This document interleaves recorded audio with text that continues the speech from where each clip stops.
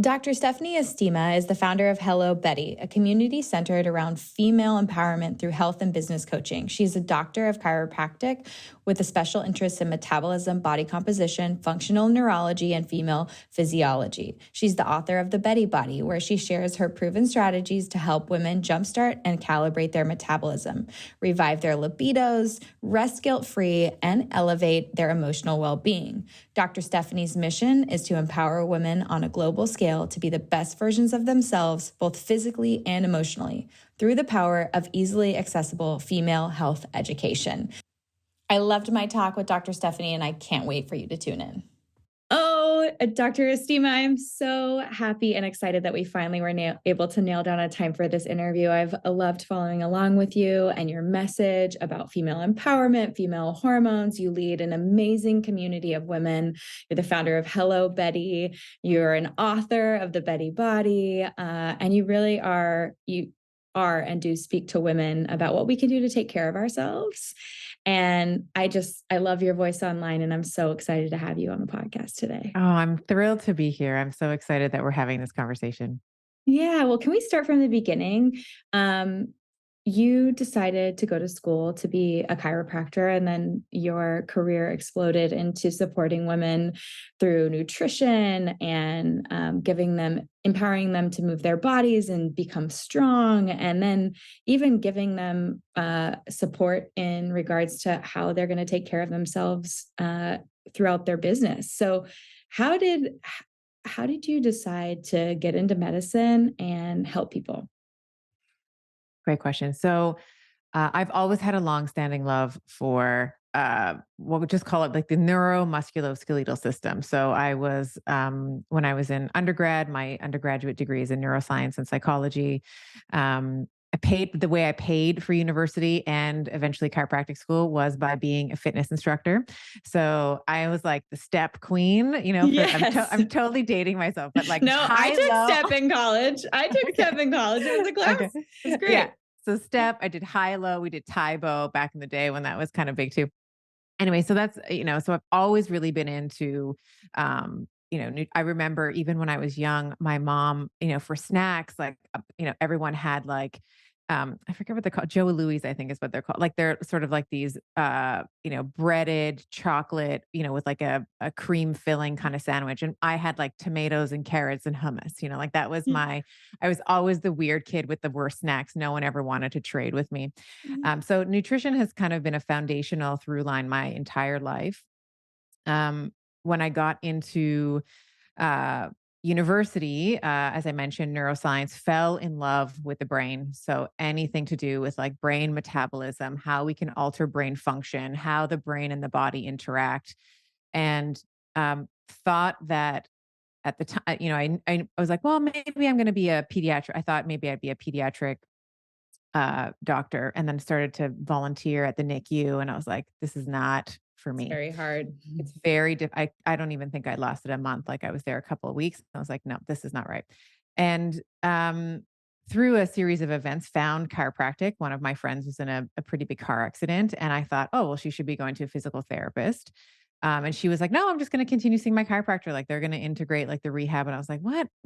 So I would kind of take her to these appointments, and the message that this particular chiropractor had was very inspiring. It was about how we can, essentially very similar to what I'm talking about now in terms of how we can make informed decisions about our care. Some of the, we'll say, shortcomings, let's say, in the allopathic model, and where chiropractic and physical therapy and other body work might fill in the gaps. And a central tenet to chiropractic philosophy is like chemical stress, physical stress, and then emotional stress, which I know we hear a lot of people talking about right now, which is really awesome. I was learning about this from this chiropractor when I was a student in university.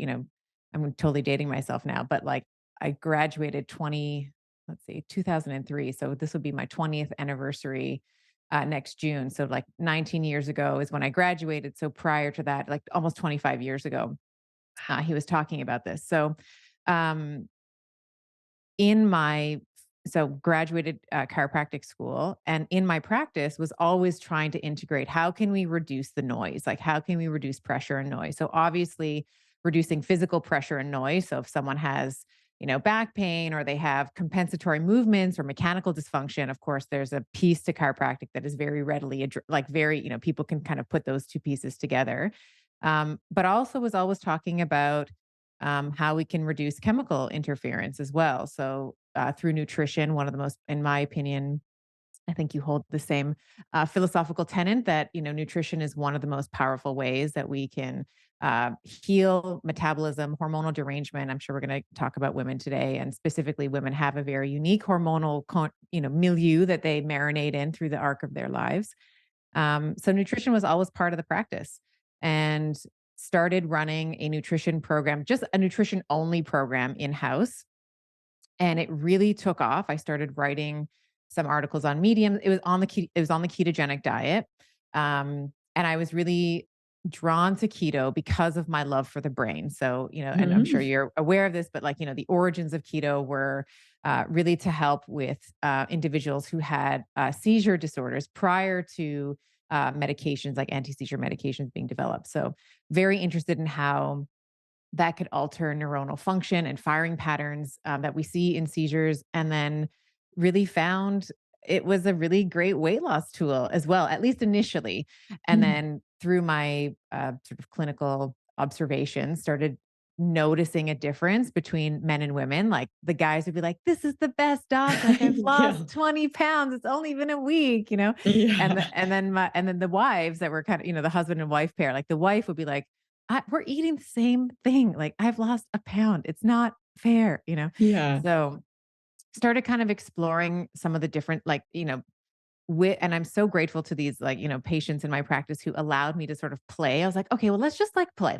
I was already starting to see even my adjusting, in chiropractic, whenever we're doing any type of rehab or moving any type of bone, we call those adjustments. But I was already noticing that I would change my adjustments based on where a woman was in her menstrual cycle, because we know that estrogen has really potent effects on ligaments. So I was like, well, let's see if we can play around with the way that you're eating through your cycle for these women that were still menstruating in their reproductive years, I should say. And then started to kind of develop this like rhythm over the course of the month with them. And then that's where we started to see more of the weight loss efforts, the energy efforts, the hormonal balancing kind of results that they were looking for. It always took them longer than men. Like men would kind of reach the weight loss goal, the testosterone would be restored, sleep was perfect, all of that was in a much shorter delta. So women, we need to work over the course of, for many women, several cycles, um, and for them to kind of make some tweaks along the way, and for them to learn their own specific cadence, let's say. So Well, that's this sort of like is the, yeah, sorry, go. I was just going to say, no, this is why I was so excited to have you on the podcast because, what I think you do differently from a lot of people who are preaching the ketogenic diet to females is you layer in the hormones. You understand how our hormones change throughout the month and over our cycles and how that may affect our body and our weight loss and how the ketogenic diet can be adapted. So I'd love to just dive right in since you started us off. Uh, how does it work when you're adapting a ketogenic diet to and like sort of laying it over female hormones throughout menstruation Sure. and And the I will, month? yeah. And I do want to just add in one thing before we dive in there. I'm so excited to go there. The other thing that I think is potentially where I would run in, we'll call it friction with other members of the, ketogenic proponents, is that I also don't think that women should be in a ketogenic state forever. I do Same. think that it is okay.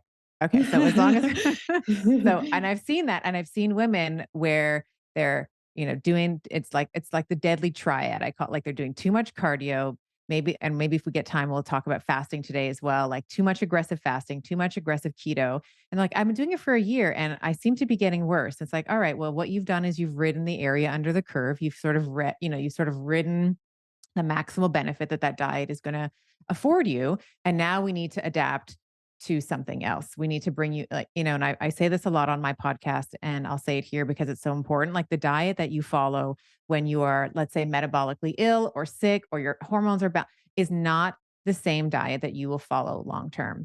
And I think it's a really important distinction to make, that there are therapeutic interventions that you will make when you're trying to achieve a certain outcome. And then you will change that stimulus or you'll change that intervention as the goal changes. So I want to just say that because I think that what ends up being interpreted as we're going to talk about like keto week 1, week 2, week 3, week 4 is women will be like, okay, that's what I have to do. And that's the diet that it's going to work. It's like, well, it will work. And then it's not going to work. And Yeah. I've seen it enough times where it's like, there's sort of a benefit that you will derive from it, from becoming more metabolically flexible for to reduce the systemic inflammation, the ability to produce ketones, all the things.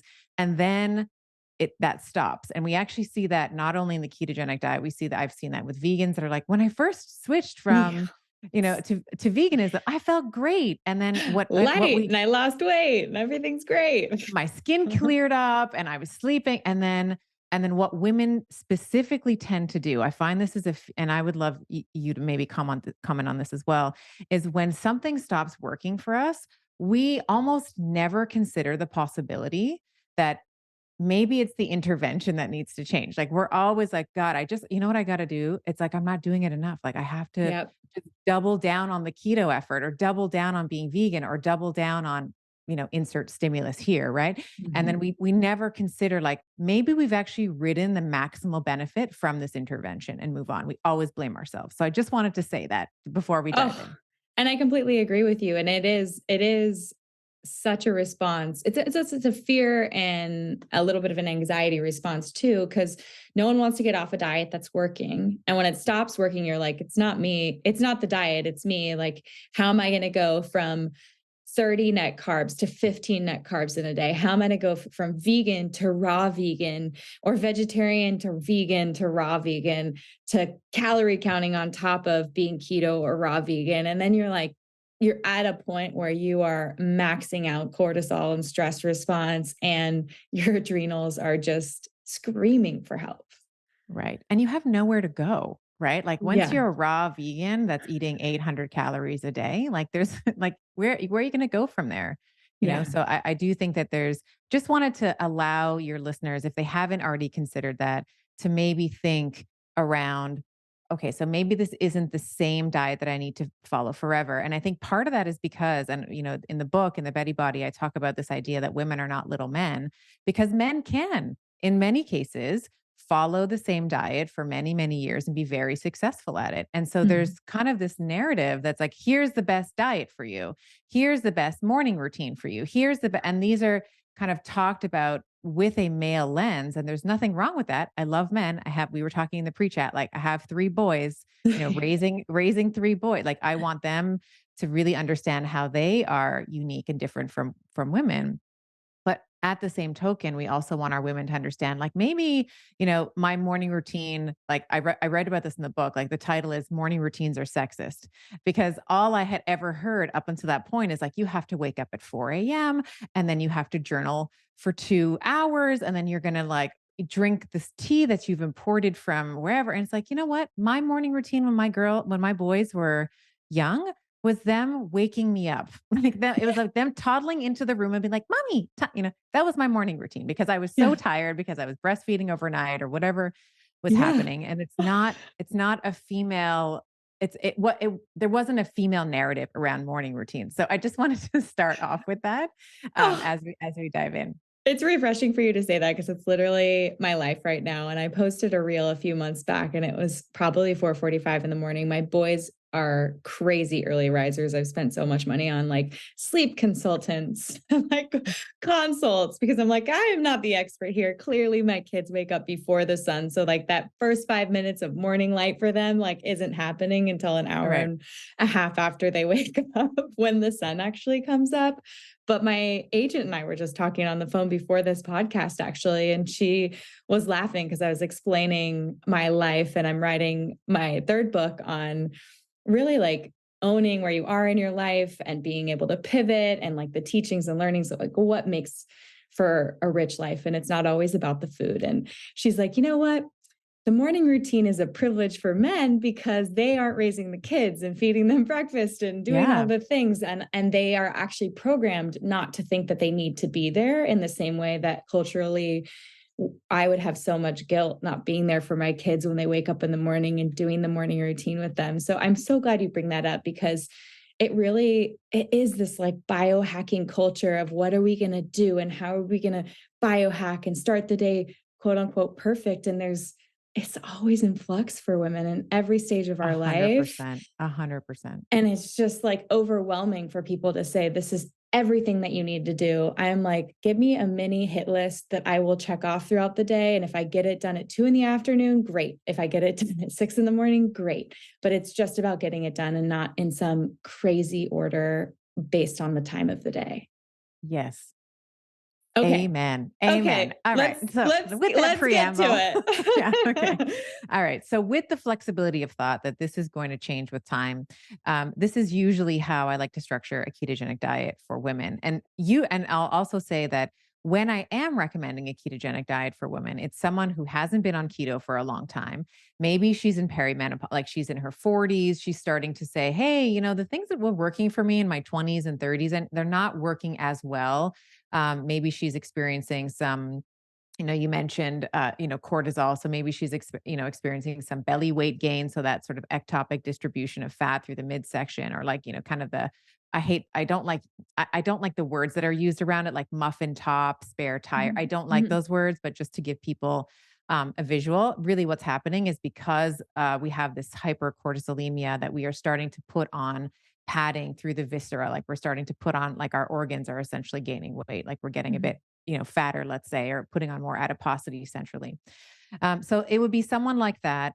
Um, Someone who maybe in perimenopause, one of the real classics that I hear is, I used to be a really great sleeper, and then all of a sudden I'm not sleeping anymore. I have so much anxiety. I can't, like, my mind is racing. I'm wired. I'm tired, but I'm wired. Like the mind is racing. I can't seem to like calm myself down. So these might be some reasons why we might explore a female centric ketogenic diet. So what does that mean? I am someone who typically structures like a 70-20-10 for a ketogenic diet. So 70% fat, which is high, Mhm. 20% protein, so kind of moderate to low. And then the bulk of, the fill would be carbohydrates, like 10% carbohydrates. And the caveat there is that your carbohydrates are green leafy like it's like the colors of the rainbow, right? So, but particularly doubling down on green leafy vegetables. So the bok choy and the arugula and the kale. And I know that there's a lot of, discussion about oxalates and aren't these terrible for you? And I would say that 80% of, let's say, oxalates are usually removed through the cooking process. And there is a population, right? A kind of a subset, let's say, of the population that is very sensitive to that, but it is very much a minority. For most of us, um, consuming things like spinach lightly steamed, you're going to get rid of like 80 to 90% of the oxalates that are there. Same with kale, all that stuff. So green leafy vegetable is very heavy on the plate. So if you're sort of thinking about building a plate, if you're looking at a plate, sort of a bird's eye view, you would have like the plate covered in, let's say, veg, like all the greens that we just mentioned, maybe some artichokes, maybe some peppers, eggplant, whatever. And then, I will counsel people to measure their food if they can. Not necessarily recommended for individuals who've had a history of eating disorders and kind of, that can activate some of those neural networks around like obsession and trying to control everything. So visually, just looking at, if you're watching this on video, I'm just showing my palm, like the palm of your hand would be like a protein portion, and then the distal like the distal part of your thumb would be like one portion of fat. So that might be like olive oil drizzled on that kind of thing. So that's kind of how you might visually think about structuring a plate like that. Protein, I know I'm going to upset some people, but I'm a very big fan of animal-based protein. Yeah, Fist I get bump. yeah, fist bump. I posted. So I had a podcast with Diana Rogers from Sustainable Love, Dish, who love is her. just fabulous. And oh my goodness, the amount of vitriol on that sort of post that we did together and on my YouTube, like it's still going, and it's like months ago. I just have thousands of comments about people, you know, I mean, rule number one is never read the comment section, but I still read the comment section and I'm like, okay, where is the valuable feedback in here? I have yet to find it. But anyway, Yeah. so animal protein, very big fan, full complement of B vitamins, right? You're not trying to protein combine to get all your essential amino acids. It's kind of all done for you. So really love that. And then for your fats, depending on the individual, and again, this would really, you'd need to kind of coordinate, either with someone who is drawing blood or watching your lipids, and maybe have some genetic information in terms of your ability to process certain types of fats. So, like saturated fats, we know there is, again, another subset of the population, depending on certain genes, PPAR alpha, PPAR gamma, ApoE, depending on the sort of constitution of those genes, your ability to metabolize saturated fats is going to be altered. So, having an understanding of that and kind of watching your lipids over time is important. And so that will also, why I mention that is that will change the type of fats that I'm going to recommend that you have. So, whenever we see someone, let's say they have they're an APO 4/4, let's say, or they have they have a poor ability to metabolize saturated fats. So if they still want to do keto, which often they do, and we're going to assume that some of their other markers on their lipids are normal. So their LDL particle number is under 1,000. We have like certain things that I'm looking for. Then we can recommend for them to continue, but they're going to try to primarily derive their fats from like monounsaturated and polyunsaturated fats. So things like your avocados, your olive oils, I actually had one patient who he would keep some olive oil at his office and like just take like little shots of it, like to get his like fat, which I thought was I thought that was pretty clever. So that's how we would structure it. And then for women specifically, I would follow it for one cycle. So like we'd follow exactly, pardon me, that macronutrient breakdown for a month. And then we'd kind of redo subjective measurements. Like tell me about I'm always looking for, I know women get to keto for weight loss. So we'd be looking for a weight. I'd be looking Mhm. at measurements to see if there's any changes in specifically their waist to hip ratio. I talk about this in my platforms around this idea of an hourglass figure. Not that we, want to, and certainly if you've had like surgical enhancements, totally fine if it makes you feel good, like you do you boo. But from a non-surgically modified perspective, we want the waist to be about 80% of the width, let's say, of the hips. So if you want to divide the waist into the hips, you want to have at least zero point 0.8 or less. So looking to get close to that ratio. And then other things, we would be looking at non-scale victories, right? NSVs. So what's your energy like? What's your libido like? How are your clothes fitting? What are your moods like? Tell me about your period this month. Like, tell me about what was the color? Was there any clotting? Like, I want to know, my client, like I talk about blood and poop. That's what we talked about. You're a client of mine. So looking to see some of these different markers of improvement.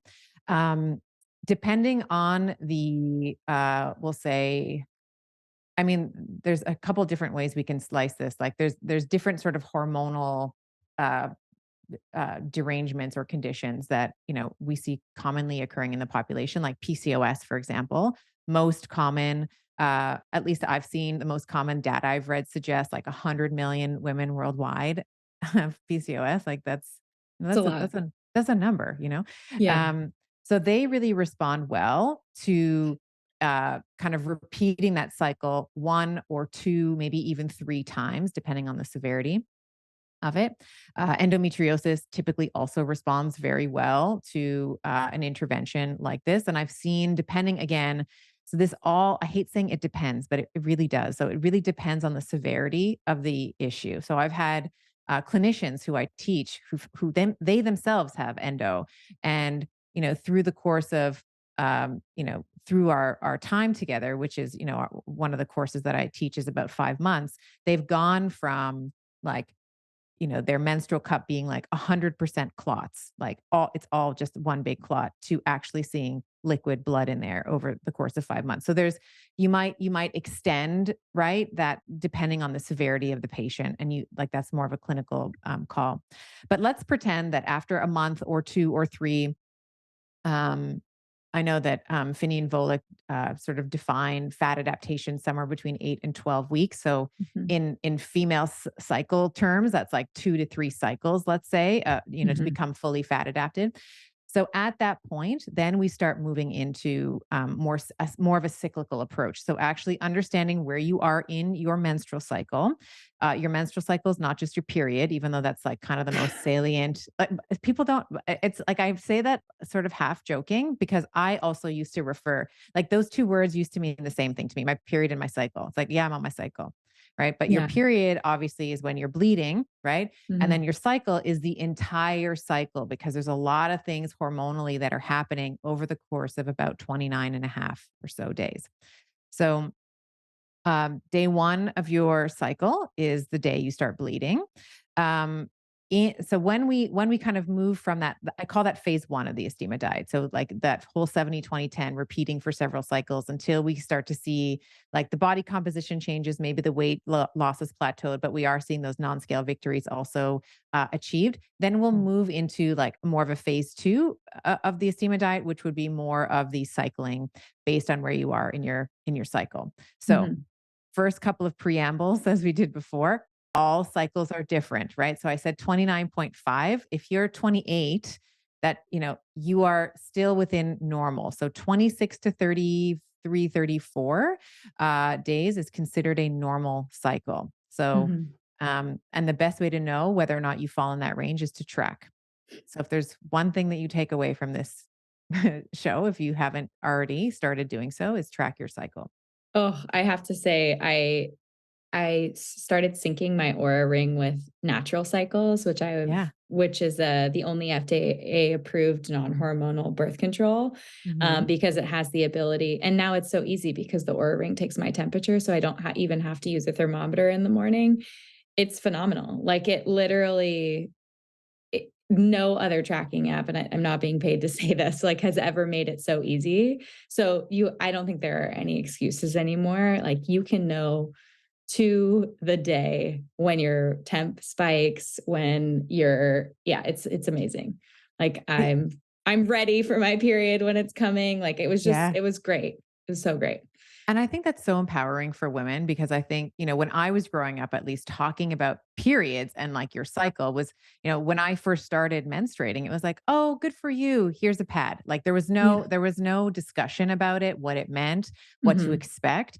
And I think that and I only learned, and like in the spirit of like, being transparent and on it, like I only learned really about my cycles in my 30s as well. Like it Yeah. wasn't like I had this knowledge that I kept to myself for decades. Like it was something that I kind of through my own experiences and watching my patients, adapt or maladapt to the ketogenic diet where I started really honing in on it. So it's important for women, how, irrespective of your age, to know exactly where you are in your cycle, to your point, to have that data. Because then when you have a lot of data points, when you are having conversations with your primary care provider, you can say, listen, I've been a 28 girl. Like I've been a 28 cycle girl for, 10 years and now I'm at 26. And these are some of the other changes that I've noticed. My spike isn't as big, or my cervical fluid, which is the other thing that still is there's still a bit of a controversy around this, but I do want women to be very familiar with their cervical fluid. It's not just like snot in your underwear. It's like it Yeah. actually is telling you a lot about what's happening.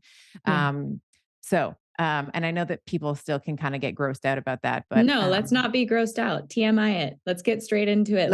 all right, let's Like, TMI that. Yeah. why don't you just like break it down, what people should be looking at and what are some signs and symptoms of an issue? Ugh, thank you for granting this. I'm so excited that we can talk Yeah. about it. I have Yeah. so many women that listen to this podcast, and they're gonna learn about cervical fluid the maybe the month or 2 after they haven't gotten pregnant when they wanted to, and then they're like, Right. "Well, shoot, I guess I should figure out how and when I should do this." And maybe maybe they're finally tracking their cycle, like you said, in your 30s when you wanna have a kid, and then you learn all this, you're like, "Wait a second. Why are we all on hormonal birth control if there's only 5 days here, friends? Right. And why am I 49? And that's the answer that I'm being given when I'm in perimenopause and you go to your doctor and say, I don't feel the same that I used to. And like, you know what? Here's a script for the pill. Like, Yeah. how dare you? But okay, Yeah. Yeah. okay, let's talk about cervical fluid. All right. Soapbox. I shall step down off the soapbox. Okay, so obviously bleed week, we're not looking at cervical fluid because right now we're expelling the endometrial lining, which is the blood that you see in the cup or the pad or the tampon, whatever you're using. Under the influence of estrogen. Okay, so first I just have to say, we just have to have a moment of reverence for how amazing our cervix is because there are like, I think 5 to 800, depending on the individual, crypts that produce cervical fluid. So under like these sort of folds that are in the cervix that will produce this mucus type substance. Now, under the influence of estrogen, it will get very, we'll say, watery. So after your period ends, you'll have, a couple of dry days, and then you're going to start to see in your underwear, you will see kind of like more of a clear liquid, almost like water. Okay. Mhm. So, and this will actually continue over, and this is in week 2, let's say. So in week 2, prior to ovulation, the first part of the week, your underwear might be wet, like it almost might seem like a waterfall, and you're like, I thought I wiped. It's not urine. It's actually your cervical fluid. And then Mhm. over the course of that week, it's actually going to become more opaque and more like lotion. So it's going to like if you were to sort of take it and if it was between, let's say, your thumb and your forefinger, it should feel actually quite stretchy. Mhm. So the description that's often given is it's like egg whites, right? Mhm. The last day that it has that opaque, lotiony egg white consistency, and then Mhm. the day after that where it becomes a little bit more runny, that is ovulation. That is where we can confirm that you have ovulated. Of course, you're going to pair that, you're going to triangulate that with, as you were mentioning, like your basal body temperature as well. And hopefully you have a tracking app that's kind of approximating where you are. But the last day where we see that egg white, lotiony, sticky, kind of mucusy, like I said before, almost looks like you've blown your nose, right? And in your underwear, that is the very likely the day that you have ovulated. Mhm. And then what happens is it gets a little bit runny as estrogen's falling. It's kind of that clear runniness. And then after we ovulate, estrogen kind of drops off. And then in the luteal phase, again, it rises. So you're going to see runny and then a couple of dry days. Mhm. And then you're going to start to see a little bit more. So there'll be a few dry days, and then your period is going to start shortly thereafter. So that's kind of a master class on cervical fluid. Masterclass on Yeah, cervical fluid. No, yeah, it's I mean, this is the kind of information that no one's talking about and yeah. that you would have to search for in probably a tracking app. Maybe there's a blog post about it, but it's critically important for people to understand where they are and to have these telltale signs of what and where, like exactly what we said, where, what, and where you are in your period. Like couple dry days before your period, couple dry days after your period. You're like, okay, what's next? Right. That's great.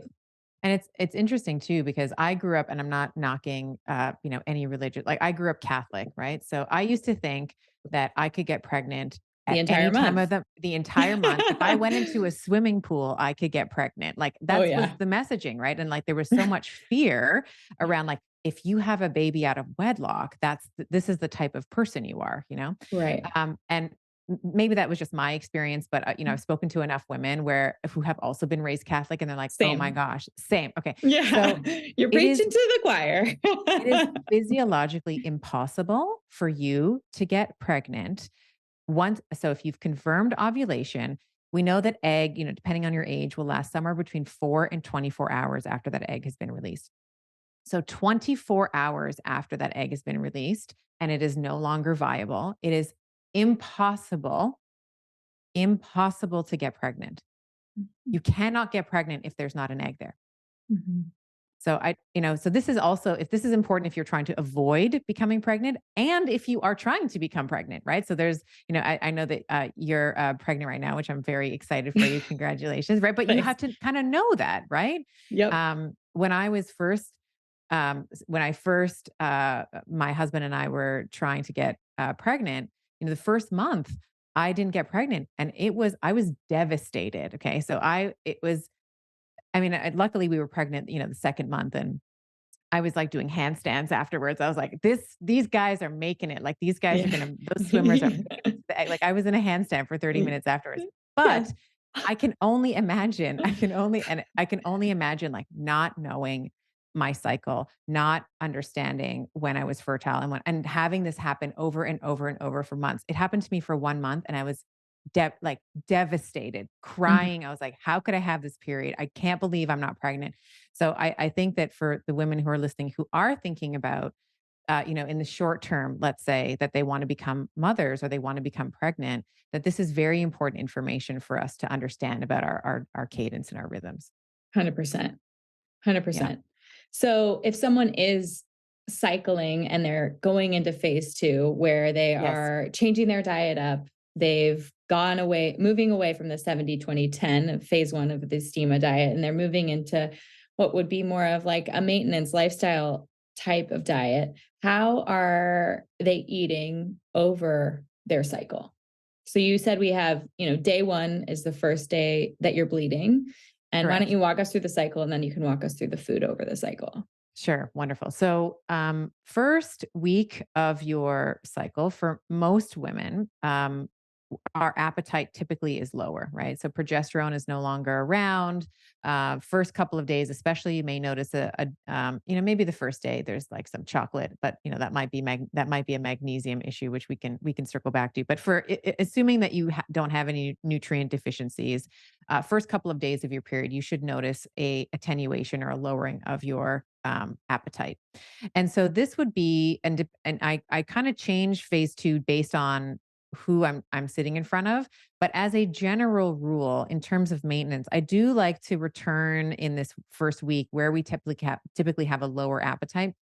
I do like it to be more of a ketogenic style where we're kind of clamping down on the carbohydrates.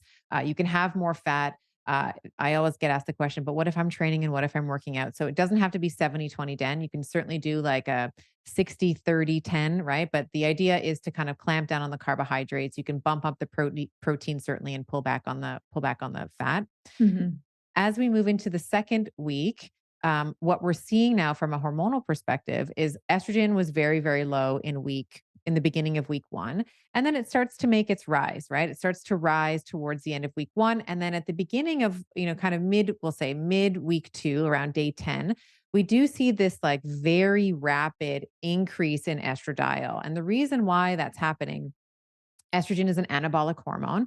So it is helping to drive the maturation of the follicle. So there's hopefully just one follicle that reaches maturation with the egg inside it. And that's what estradiol, that's the function of estradiol, right? So it's anabolic and it's trying to grow and mature this follicle so that eventually that follicle in a couple of days is going to release an egg.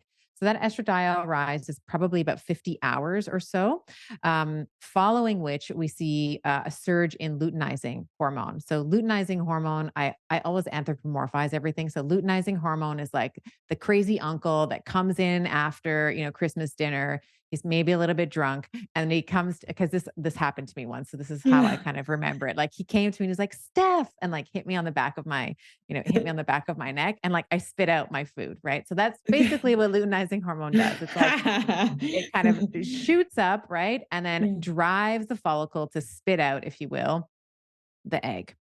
And that lasts for about there needs to be about a 10-hour surge in luteinizing hormone for that to happen. The other thing that happens in week 2, this is a very important week. So the other thing that happens is we also see the highest levels of testosterone for a woman that we will see throughout for the entire cycle. So as a woman, albeit a crude measurement, one of the ways that you might evaluate whether or not your testosterone levels are where they should be is your interest in and receptivity to sex. Yeah. So and I kind of joke, and my partner's name is Giovanni. So I'll be like, yeah, I'm usually like, hey, you looking like a snack over there. Like you look really, really good, Yeah. because that's just, I He's like, really know. she's ovulating. Yeah, yeah. And he's like, okay, she's exactly like, oh, it's that time of month, eh, honey? So you should like your interest in like your libido, you should be much more interested in whether it's, with a partner, with yourself, whatever, you'll be much more interested in sex and certainly climaxing, and orgasming as well. So I always like to think, and so there's a lot of energy. There's like a lot of like, and like there's a lot of like growth here, right? So obviously testosterone, famous for libido, as we were just mentioning, also really important for muscle mass, for strength, for hair growth. It's involved in like personality traits like confidence, our ability to take risks, right? So these are anabolic, these are growth oriented hormones. And if I can just overlay a little bit of maybe a little bit of a bit of woo woo, if I can, this Yeah. is like precious energy, right? You are going to notice this week, like you're going to feel like you're firing on all cylinders. And really, if you look at it from the brain, you really are. Like the motor cortex is on fire. This is a great time to start a new, let's say, a new gym program because we have that motor sort of aptitude this week. Um, and you will also, like from a personality perspective, feel more outgoing. Like you can people this week, right? Like you're more extroverted. You're going to want to talk to people, connect, all of that kind of stuff. So I always say, and this is like my little woo piece is, this is sacred energy that your body is ability to create in order to ovulate, right? This is Mhm. the main point of your cycle. It's not Mhm. to bleed. Everybody thinks that bleeding is like the main thing. The main point of your cycle is to ovulate. So if you do need to, ask for a raise, if you do need to socialize because that's what's been lacking, like use your energy wisely. Like don't waste this energy. It's very precious. That's just that's like my motherly kind of advice, if you will.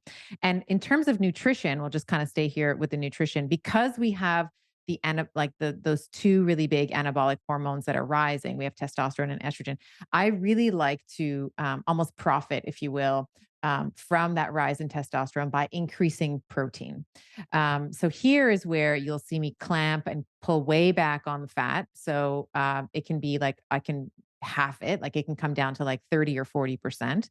The protein usually doubles. So it will go from like a 20% to a 40% this week. And then doubling of the carbohydrates as well.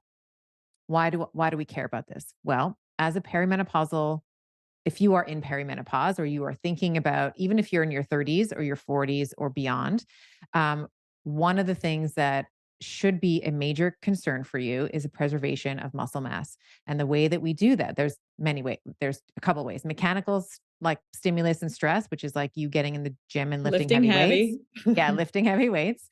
You won't get bulky. We can get to that. And a chemical stressor, right? So a chemical stimulus, which is protein. And this is why I will, talk about this despite people saying the worst things about me around animal protein is because we have animal based proteins are very high in an amino acid called leucine, which is kind of the forewoman, if you will, for something called muscle protein synthesis. I know I'm talking to the choir. You're like, yep, yep, No, no, I'm this kind of, smiling and nodding because yeah. I want people to hear this from someone other than Yeah. me. And yes, you bring years of expertise and so many client success stories. So please preach. Yeah, thank you. Yeah, so the protein is going to drive MPS, right? That muscle protein synthesis, which is just a fancy word for making new muscle proteins. And then the doubling of the carbohydrates also complements that. So when we are consuming carbohydrates, that prevents muscle protein breakdown. Okay. Mhm. So this is where my women who lost weight by clamping down on the carbohydrates for a long time do really need to get comfortable with consuming carbohydrates over the long term because the net effect of consuming more protein and more carbohydrates is net, you're going to have more lean muscle mass left at the end of the day. Because when you are going to the gym and you are lifting heavy, you're breaking down like you're breaking down your muscle fibers. So you have to build them back up with recovery and with nutrition, like post nutrition, like post workout nutrition. So that's week 2. Then we ovulate, the full moon, if you will. And then we move into kind of the second phase of the cycle, which is the luteal phase, completely different hormonal environment. Women will know. I actually know exactly when I ovulate. I can feel it. And then the next couple of days, I'm like, okay, yeah, we're in the luteal phase. So we see estrogen like has that big rise in week 2, drops back down again. And then it kind of has a secondary rise. It's not as high as that initial one in the follicular phase, that second week rather of the cycle. But it kind of has like a sort of a shallower rise, and then it's a bit more sustained. And Mhm. then this is the part of the cycle where we see progesterone. Okay, so progesterone, as the name suggests, pro-gestation, pro-pregnancy hormone. The expectation that your body has every month, irrespective of your goals and dreams and your career, is that you're getting pregnant. Okay. So progesterone is out. She's like there. She's like down regulating estrogen. She's down regulating the receptors. She's chilling you out. She's helping with your sleep, all of that stuff, hoping for and helping to still continue build out the endometrial lining, hoping for this fertilized egg, like to receive a fertilized egg in the lining of your uterus. So estrogen has a lot of different kind of, well, I don't want to say off target because they're not off target. Like estrogen has a lot of effects on mood, as I meant. Pardon me. Progesterone has effects on mood, also on appetite. So women who were not necessarily hungry or didn't have the appetite in their follicular phase will note that they are hungrier in the second half of their cycle. And this is normal and expected. And the expectation from your reproductive system is that you are going to be consuming more calories. And so this is where we want to maybe overcome this idea that we have to calorically restrict on end forever. I mean, we can sort of talk about like metabolic adaptation and what happens when you're in a caloric deficit for a long time. Everything kind of, your metabolism tanks, your energy expenditure tanks, your digestion slows down. Like there's all these things that happen, but your body requires for you to consume more calories in that second half of the cycle. And for a woman who experiences, let's say, premenstrual, like if she has any PMS, right? So she notices maybe she's a bit more bloated, maybe her breasts feel tender, in the second half of her cycle. Maybe she notices that her sleep is disturbed. Maybe she's more weepy and she's more emotional. You are generally a little bit more inflamed. Like your susceptibility to sort of systemic inflammation in the second half of the cycle is augmented. Like there's a tendency to be more inflamed. Mhm. So consuming more of the carbohydrates that we were talking about, like the green leafy vegetables and, some of these, I talk about this in like compounds, let's say like turmeric that have curcumin in it, which is like like a potent anti-inflammatory, Inflammatory. yeah, compound. I think are really important. So in week 3, kind of just coming back to the hormonal profile, we have low estrogen and then it comes back up again. So it kind of looks like week 1, right? Low Mhm. estrogen, rising estrogen. So depending on the individual, I will bring them back to like a modified keto. So kind of again, higher fat, lower protein, lower carbohydrates, or I'll keep it at 40-40-20, depending on their age. I found that a lot of perimenopausal women really like 40-40-20. So sometimes we'll just keep them there for the remainder of the cycle. But sometimes we come back to keto. And then in the 4th week, you know, progesterone has reached its peak, should be higher than estrogen. Mhm. At some point, you know, the the endometrial lining becomes ischemic, so it starts to die off, and then that's the shedding that we see. So we see this like very rapid decline in progesterone and estrogen, which causes the tissue then to not have enough oxygen, and then it dies, and then we shed, and then that's the period, and we start again.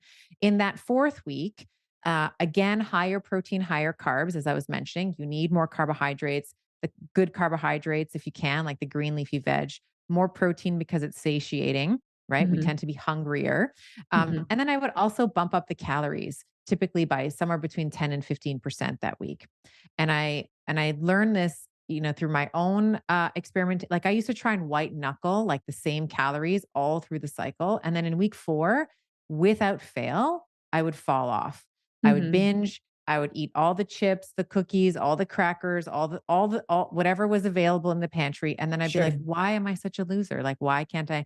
But when I started to actually strategically increase my food consumption in that 4th week, Mhm. it became just a dream. Game So changer. in Yeah, game changer. Yeah, exactly. So, just a light overview, cycle 1, cycle or week 1, week 2, week 3, week 4. Run us through just the overview without the so week 1, ketogenic, 70, Yes. 20, 10. Week 2, High protein. High So protein. 40, 40, 20, let's say, depending on the person, We've but got 40, we've got 40, that 20. estrogen and testosterone rolling. We have that precious energy rolling. We are ready to eat protein, lift weights, ask for a raise. Yes. Week 3, depending on the Back person. back to That that ketogenic protocol. So that's 70, 20, 10, or modification, depending on the individual, age, hormonal status. right. But generally, we'll try to do a ketogenic diet there because we have estrogen low. Progesterone hasn't reached its peak yet, which is typically around like 19 to 21, day 19 Yeah. to 21. And then in week 4, we go back to 40, 40, 20. So higher protein, higher carbohydrates. Again, and I know I'm talking to the choir, but protein has like a higher thermal effect, right, of food. So it's just generally more satiating, and it's gonna help you through some of those cravings. Like if you're prioritizing protein, I think you should always prioritize protein, truthfully. And if you prioritize protein in those 2 particular weeks, I think you're gonna find that your um, experience and joy that comes from hopefully menstruating like a goddess is amplified. I love it. And give yourself the flexibility in that 4th week for a Yeah. higher caloric intake, maybe 10 to 15% higher. Yeah. Yeah. All right, let's circle back to lifting heavy and being a female. Yes. Okay. So I don't know why it still exists, but I still hear, and I'm sure you hear this too. People think that if women in particular, I think that they feel like if they start lifting heavy, that they're going to turn into She-Hulk or they're Yeah. going to just be so bulky. So I want to kind of dismantle this myth, partially from some of the marketing messaging that we've heard. Like we hear things like lean and toned and long muscles. And I can tell you that the word toned, I have a particular issue with this because this is when we talk about, and this is more from my kind of neuroscience background when we talk about tone, it is referring to the state of the nervous system. Are you hypertonic, hypotonic, or normal? Tone is not, it's not, I mean, okay, It's obviously the not the way it nerves, looks. yeah, it's not the way it looks. So obviously the muscles are innervated, right, by the peripheral nerves.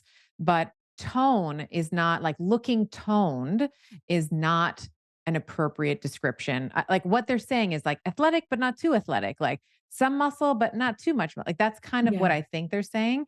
The Yeah. other thing that really irks me is this idea of like long muscles. Like I'm going to tell you right now, I've dissected many cadet. You cannot change the origin and insertion points of a muscle. Like wherever it is wherever it is. Like you're not going to make the muscle look longer.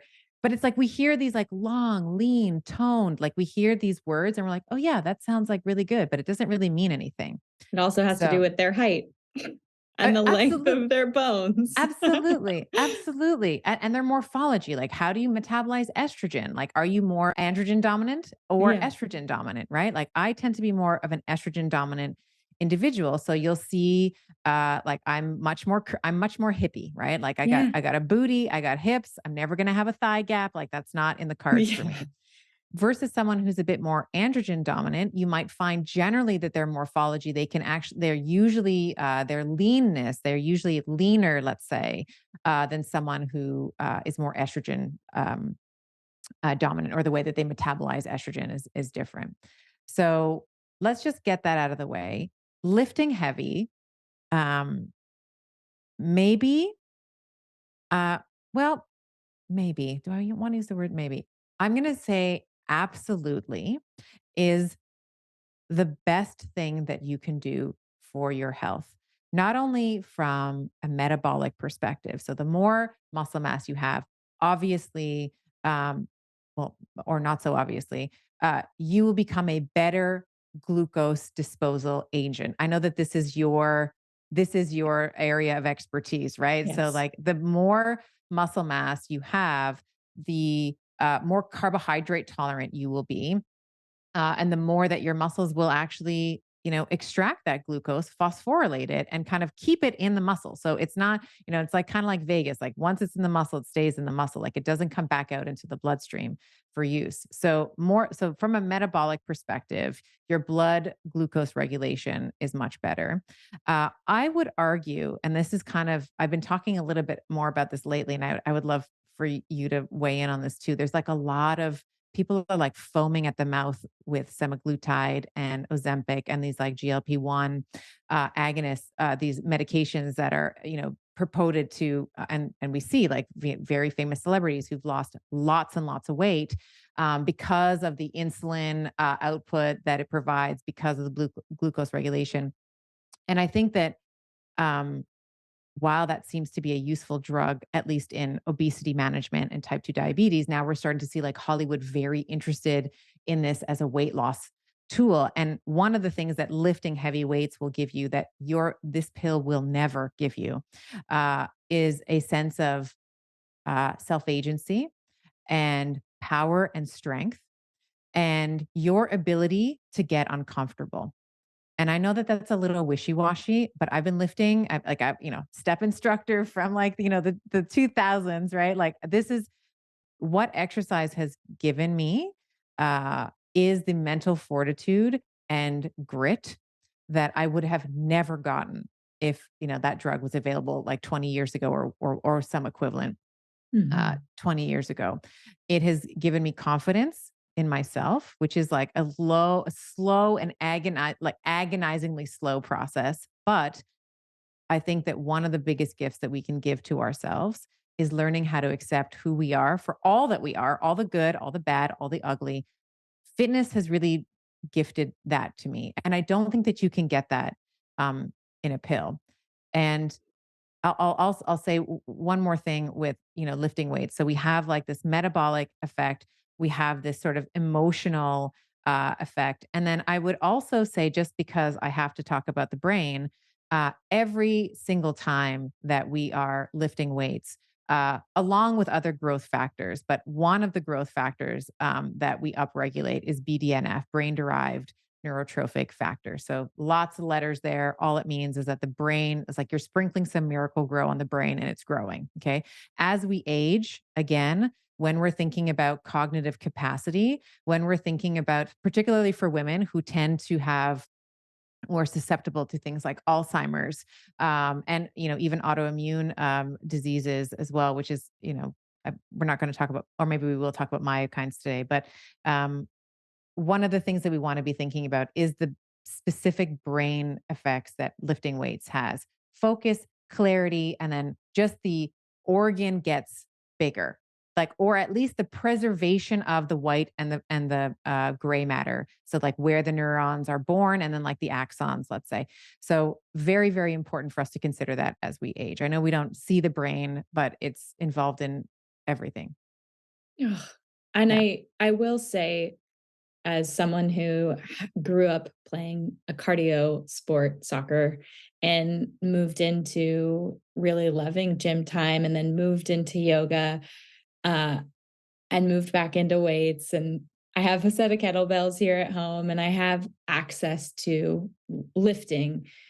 There is something, like you said, about strength that when I throw a CGM on and I'm lifting weights, it is this 10 to 20% insurance that my glucose is staying in a healthy range, even when, say, for example, I reach for my kids' crackers.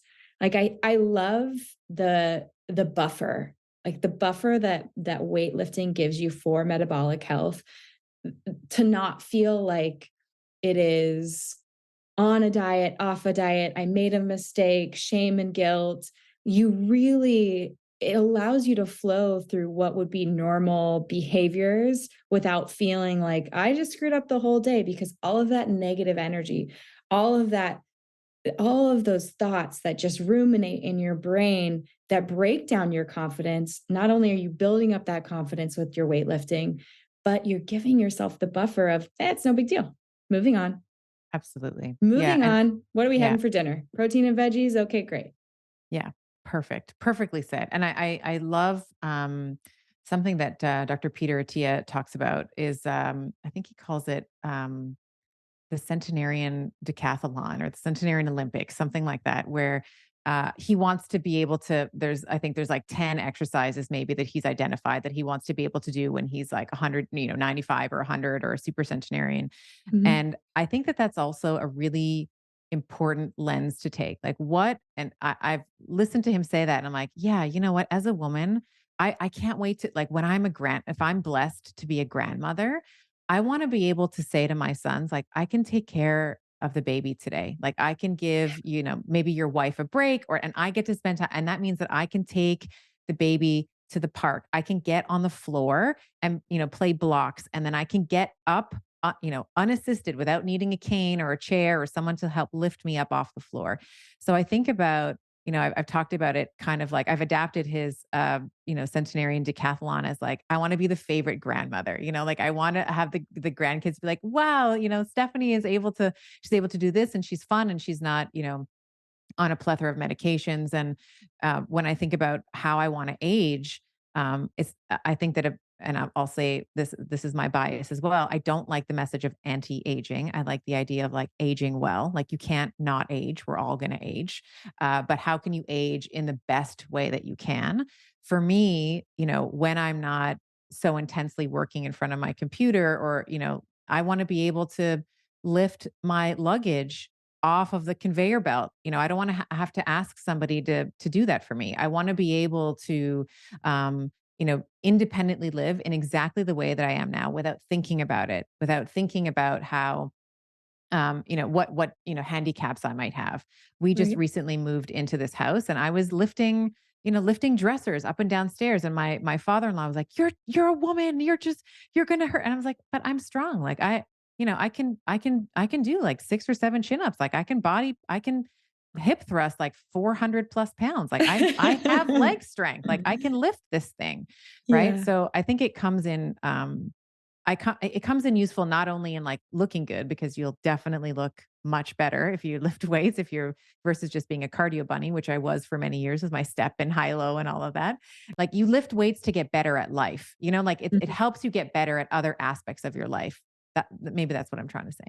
Yeah. And for anyone who really loathes cardio, I don't ever feel like there's that level of disdain to lift weights as that I would have thinking about running 5 or 6 miles. I don't know Right. what it is. And some people are runners and they love it. And I mean, I'd run after a soccer ball all day long, but to think about like, oh, I'm gonna like when I was training for a half marathon and a marathon, I was miserable the whole time, but I was like, I want to check this off my bucket list. Right. But like, I feel energized and good with weights, leaving feeling energized and good. And so you're right. It makes you better at life. I feel like there have been so many golden nuggets in this podcast. It was for me expected because I know how educated you are and easy to talk to. Um, my major takeaways were lift weights, know your cycle, figure out how to track your cycle so you know your cycle and you can eat around it.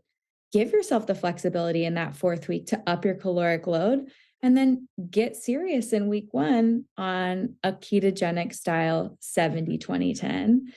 I think knowing that knowing that we really can support our bodies with the way we eat around our cycle and that we can have positive benefits from that of feeling really good in that third week and asking for what we deserve and using that precious energy to really vibrate into this life is awesome. So many good nuggets. Is there anything else you'd like to leave our listeners with that you think is a must for women, either who are cycling normally or moving into perimenopause that would be beneficial for their overall health?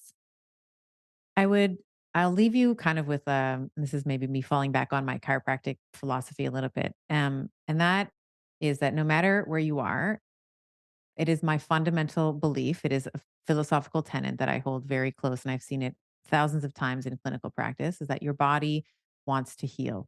Your body does not want to be diseased. And often disease is an adaptation to try and protect you, right? So I would just say to everybody that's listening, and I still geek out. I'm still like have some reverence for this beautiful temple that you call home. And know that just giving her, some of the right tools, some of the things we've talked about today, some of the things you have most certainly spoken about on your podcast in the past, giving your body the right tools in order to heal is not it is it's your require, like your cells require and expect that from you, and in return, the vibrant energy and the body recompositioning that happens, and the joy that maybe you once felt absolutely can be returned. So I want, no matter where you are, I think that there's an opportunity to level up and heal and get better. It's not about being the best. You don't have to be the best. It's just about being a little bit better yesterday than you were, a little bit better tomorrow rather than you were maybe today or yesterday. And just like, I mean, our bodies are so cool. Like, thank God. Like, sometimes I say, like, thank God I wasn't involved or consulted in the design of this thing, because it's so complex and beautiful and elegant. And as I continue to learn more about, female physiology and like the more that we discover, I think, I'm just humbled at how incredible we are. So I just wanted to leave with that thought. Such a good way to drop the mic, Stephanie. Thank you. Thank you for being here. And thank you for sharing your knowledge with my audience. Where can people follow along with you? Where can they learn more? Where can they snag your book?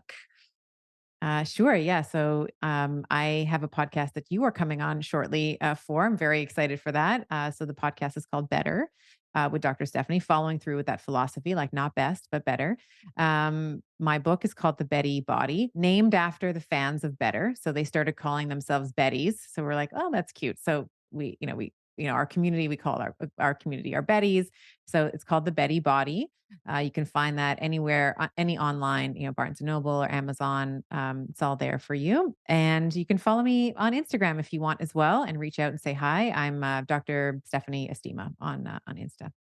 We will tag all of your handles and link to your book. You guys go check out Dr. Stephanie Estima. She is the best. Thanks for being here, Steph.